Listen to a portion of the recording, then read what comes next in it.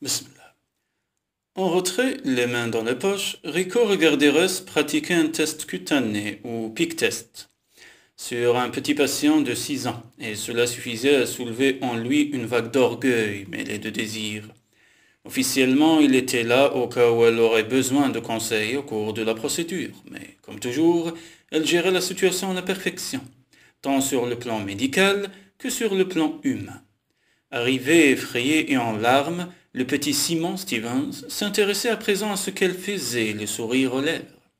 Conscient de sa soif d'apprendre, Rico l'avait plongé au cœur de l'action, dès qu'il l'avait amené à la clinique un peu plus d'une semaine plus tôt.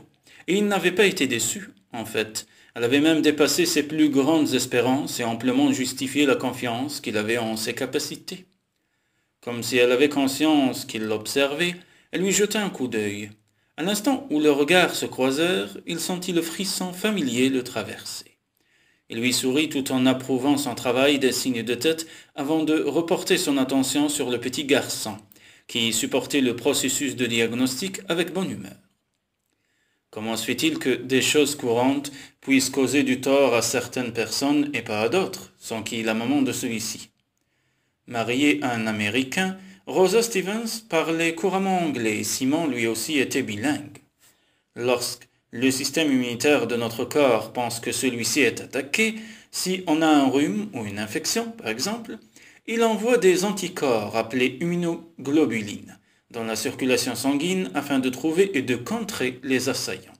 Commença à expliquer Russ d'une voix amicale, rassurante et en même temps empreinte d'autorité.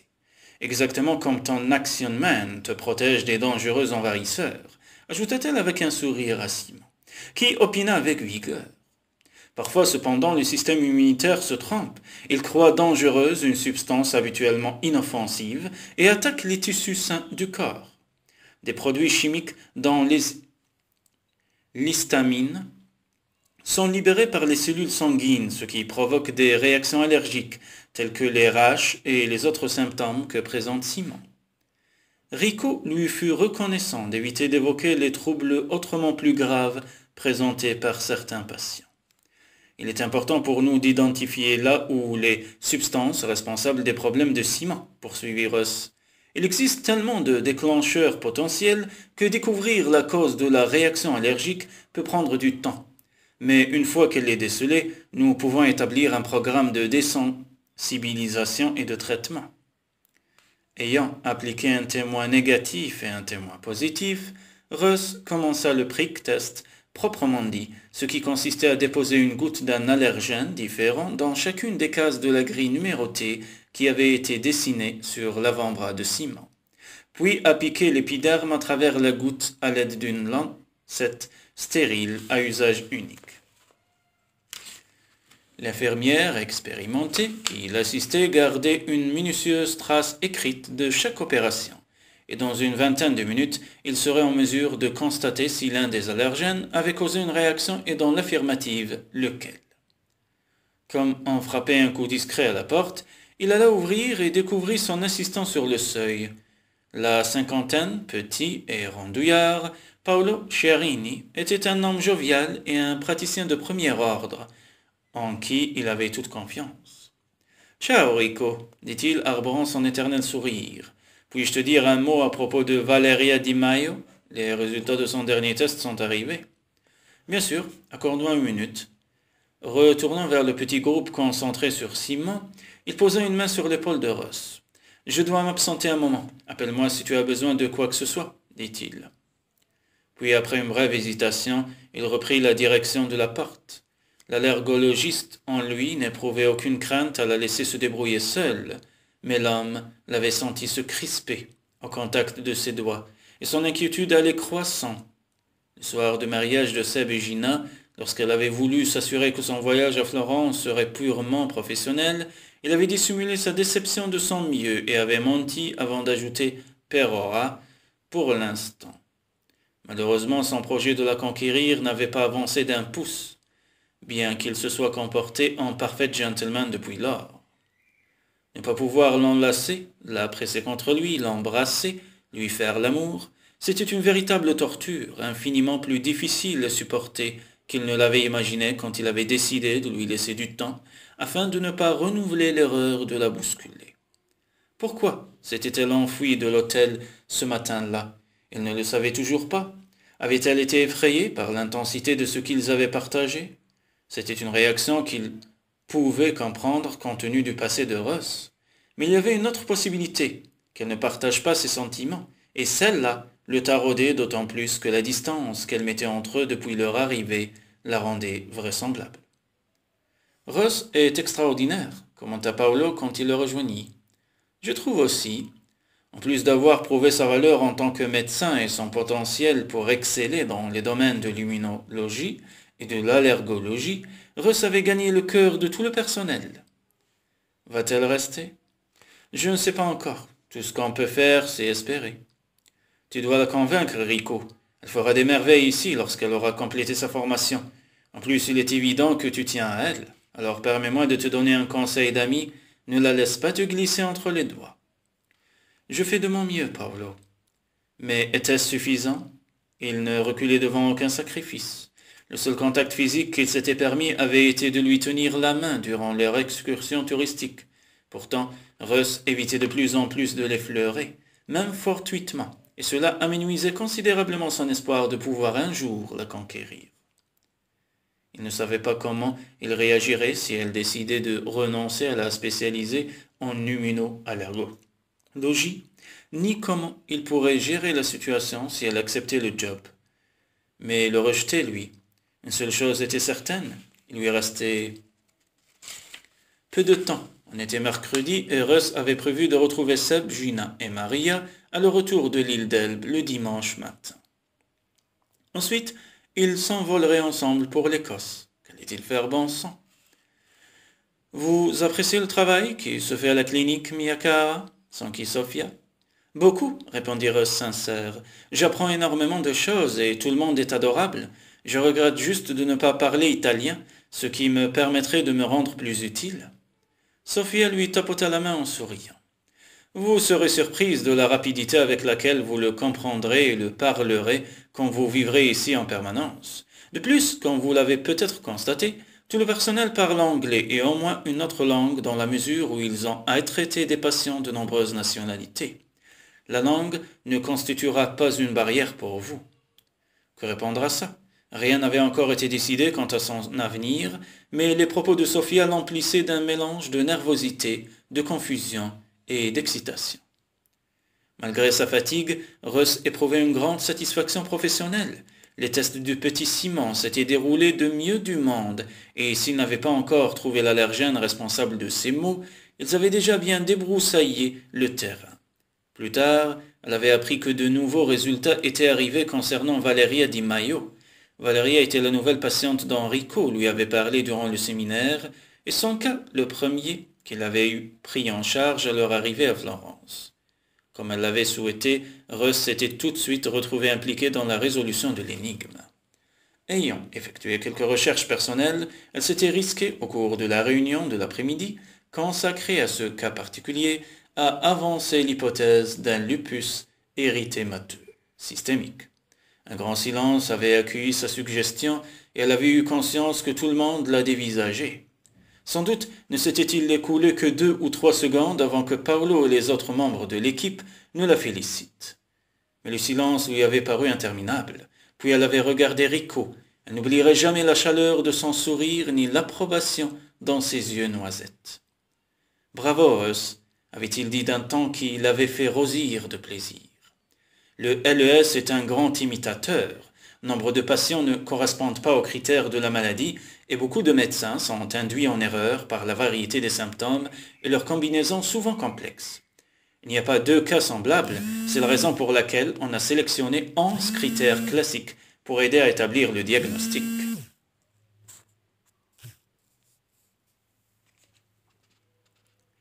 Il existe des exceptions, bien sûr, mais si un patient présente au moins 4 d'entre eux, on peut considérer qu'il souffre vraisemblablement d'un LES.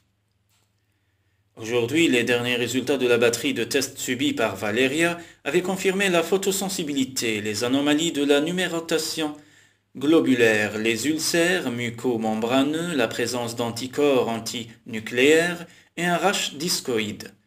En d'autres termes, Valeria remplissait 5 des 11 critères classiques, ce qui corroborait le diagnostic de LES. C'était une maladie évoluant par poussée, qu'on ne guérissait pas encore et le chemin qui s'ouvrait devant Valeria serait difficile. Mais Russ savait que la jeune femme se trouvait à l'endroit le plus adéquat pour recevoir le meilleur soutien et le meilleur traitement pour soulager les symptômes. Les objectifs de la thérapie seraient de préserver les fonctions vitales lors des poussées graves, de minimiser les risques de pousser pendant les périodes de relative stabilité et de contrôler les symptômes susceptibles de modifier la qualité de vie. Dans cette fabuleuse clinique, les installations étaient exceptionnelles, tout comme le personnel. Tous les soignants avaient accueilli Russ à bras ouverts, s'étaient mis en quatre pour l'aider à trouver ses marques et la pressaient de se joindre à eux à titre permanent. Elle ne demandait pas mieux. La chance de changer de direction et de travailler avec Rico était une occasion qui ne se présenterait qu'une fois, et Rico un homme qu'on ne rencontrait qu'une fois. Le job, il lui suffisait de l'accepter. L'homme, elle ne savait plus quoi penser. Au travail, il était bon pédagogue, il la soutenait, l'encourageait, la stimulait, et grâce à lui, elle engrangeait autant de connaissances qu'elle le pouvait. En dehors du travail, il se montrait attentif, drôle et plein d'égards. Afin que son voyage ne soit pas uniquement professionnel, il s'était arrangé pour qu'ils aient tous les jours le temps de faire un peu de tourisme.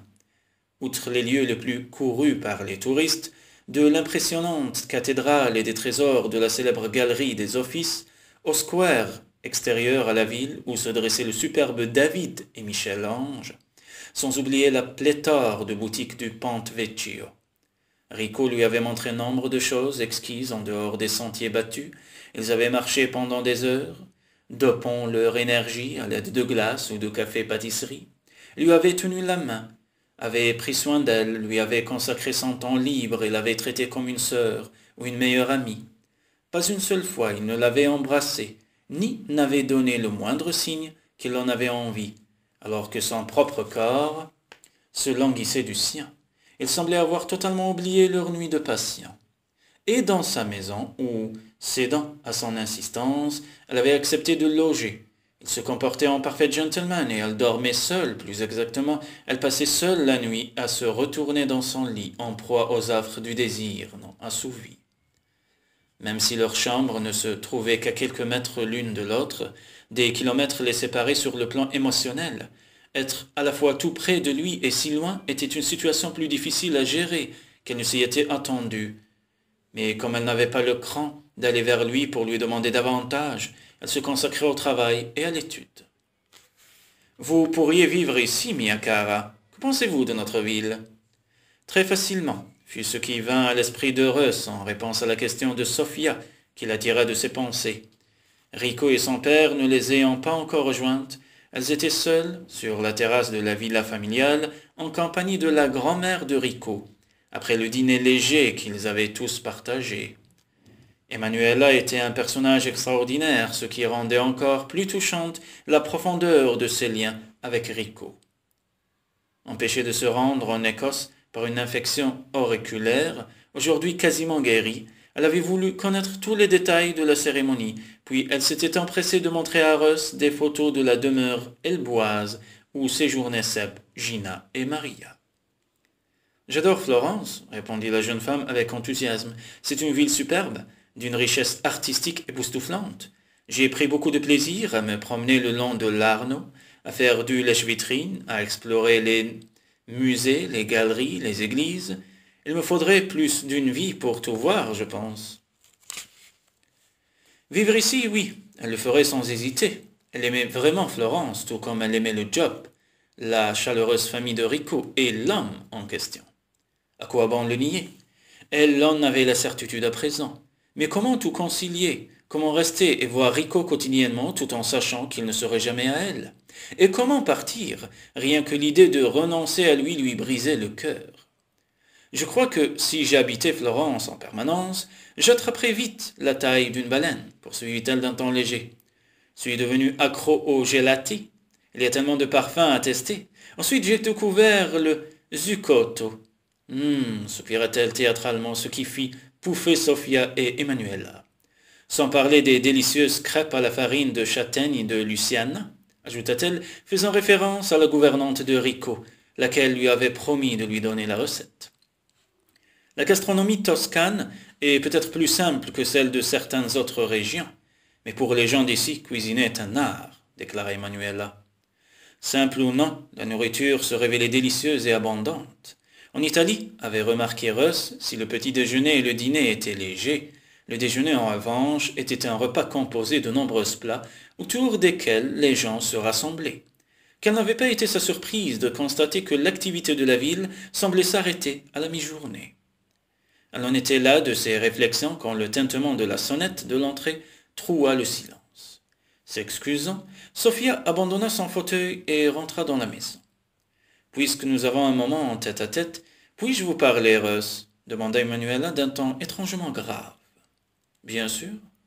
Je suis peut-être une vieille dame, mais mes yeux fonctionnent toujours. Je sais comment vous regardez Ricardo. » Russ se sentit piqué au phare.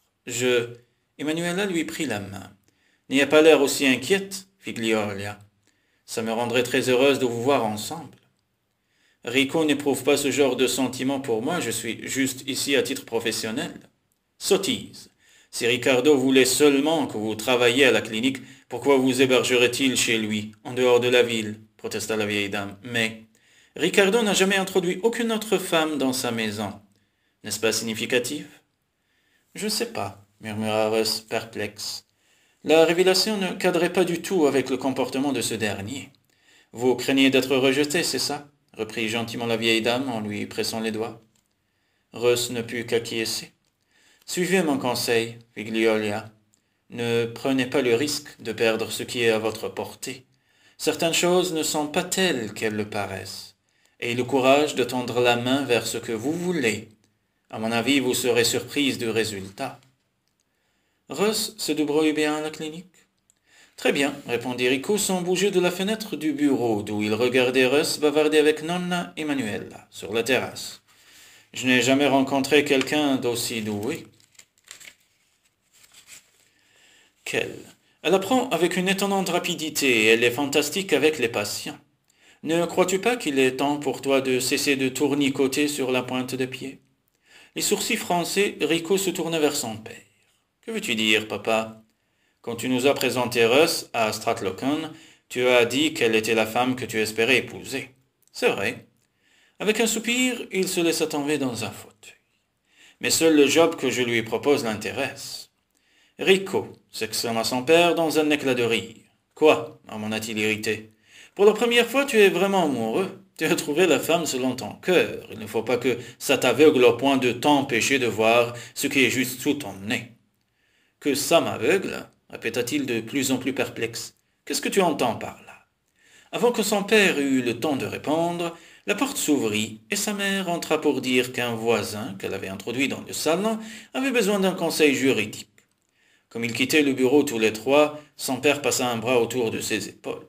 « Rentre chez toi, fils, suggéra-t-il avec un sourire. Va reconquérir la femme de ta vie. » Rico regarda ses parents s'éloigner, puis il sortit chercher Russ. « Tu es prêt à partir ?» demanda-t-il d'un ton plus brusque qu'il n'aurait voulu. « Oui. » Tandis qu'elle rassemblait ses affaires, il embrassa sa grand-mère, laquelle le menaça du regard, comme autrefois lorsqu'il faisait des bêtises.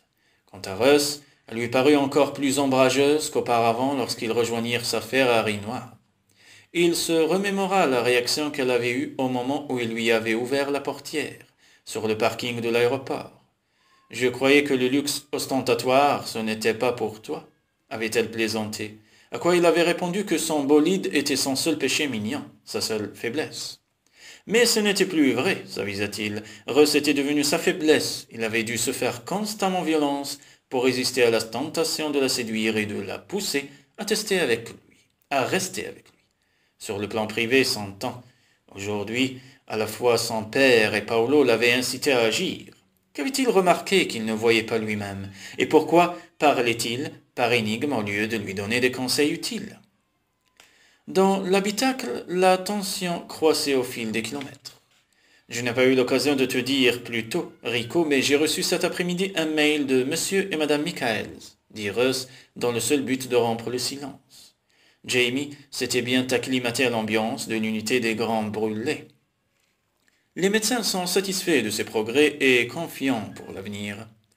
C'est une très bonne nouvelle. J'espère qu'il poursuivra dans cette bonne voie.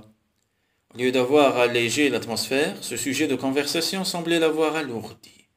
Elle devait reconnaître qu'évoquer l'apprenti cuisinier lui avait rappelé la soirée au restaurant, les conférences et leur nuit passionnée. Sentant le regard de Rico glisser vers elle, elle tourna la tête pour regarder la campagne plongée dans la pénombre à travers la vitre de sa portière.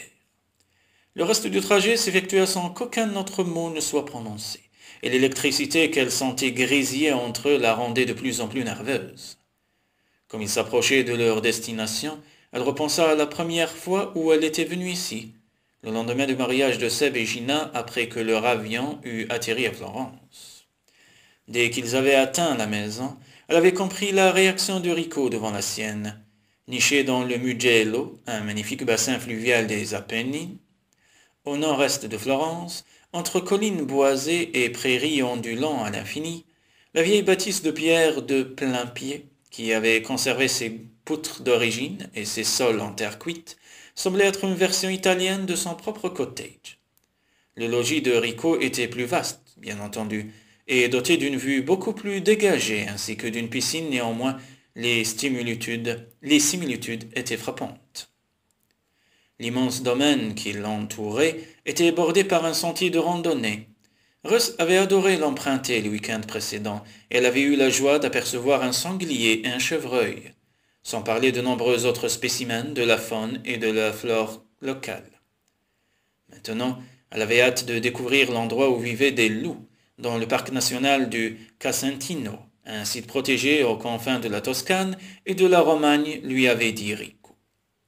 De même que pour Florence, il lui faudrait une vie entière pour explorer cette région, ses hautes crêtes, ses chutes d'eau, ses vallées verdoyantes, ses forêts de chênes, de hêtres, de châtaigniers.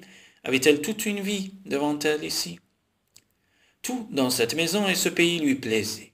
Elle s'y était immédiatement sentie bien, comme si de toute éternité, sa place était là. Elle avait eu beaucoup de mal, ces derniers jours, à se rappeler que même si elle acceptait le job à la clinique d'immunoallergologie, ce merveilleux endroit n'était pas le sien, tout comme Rico n'était pas son compagnon, mais comme elle voudrait qu'il le soit. D'après Emanuela, jamais il n'aurait fait venir une autre femme ici. Si c'était vrai, l'avait-il simplement hébergée parce qu'il voulait la persuader de travailler pour lui? Luciana avait été surprise qu'il amène une invitée. Ensuite, ce qu'il lui avait dit en italien avait paru la contenter. Et elle s'était montrée chaleureuse et amicale, de même que son mari, Alessandro, chargé de l'entretien du domaine. Tous deux habitaient un petit cottage non visible de l'habitation principale. Les phares balayaient les piliers du portail d'entrée à présent. Puis la voiture remonta le chemin d'accès et s'immobilisa devant la maison. Russ prit une inspiration tremblante avant de sortir de l'habitacle. Rico semblait distrait, perturbé. Regrettait-il de l'avoir conviée à séjourner chez lui? Si elle prenait le poste à la clinique, elle devrait se trouver un logement en ville. La pensée de vivre seule à Florence et de ne le voir qu'au travail l'attrista au plus haut point. La gorge serrée, elle rejoignit avec lui la porte d'entrée qu'il s'empressa d'ouvrir. Comme il se penchait pour allumer la lampe, elle perçut de tentants effluves de cèdre en même temps que la chaleur de son corps. Troublée, elle s'écarta de lui. « Russ, je suis vraiment fatiguée, coupa-t-elle sans le regarder tout en se dirigeant vers l'aile abritant des chambres. Je tiens à me coucher tôt. Une fois dans le havre de son domaine privé, elle s'adossa à la porte refermée et ferma les yeux. Emanuela l'avait incitée à avoir du courage, et qu'avait-elle fait? Elle s'était enfuie comme une souris effrayée, se maudissant elle-même. Elle alla prendre une douche. Après avoir revêtu une nuisette à fines bretelles en coton léger, il faisait déjà chaud en Italie. Russ s'assit sur le lit, consciente qu'elle ne parviendrait pas à dormir. Rico lui occupait beaucoup trop l'esprit. Des paroles de Gina lui revinrent. « Tu dois te battre pour lui, c'est lui que tu veux. » Évidemment qu'elle le voulait, ce qui signifiait qu'elle allait devoir entreprendre une action tout à fait inédite pour elle, séduire un homme. Son manque d'expérience n'allait rien arranger, et elle prendrait un énorme risque, celui d'être repoussée par Rico. Mais qu'avait-elle d'autre à perdre? Elle avait besoin de savoir s'il y avait la moindre chance qu'il existe entre eux quelque chose de plus qu'une proposition de travail et le souvenir d'une nuit passée dans le même lit. Nerveuse, en proie à la nécessité de mettre de l'ordre dans ses pensées, elle sortit sur la terrasse pavée qui surplombait la piscine. Tout était calme et tranquille. Une brise tiède caressait délicieusement sa peau, laissant son regard se perdre dans la nuit. Seule la lumière émanant de sa chambre troublait l'obscurité ambiante. Elle respira à plein poumon l'air imprégné de senteurs de chèvrefeuille, puis se força à réfléchir. Si elle réussissait à élaborer un plan d'action, trouverait-elle le courage de le mettre à exécution?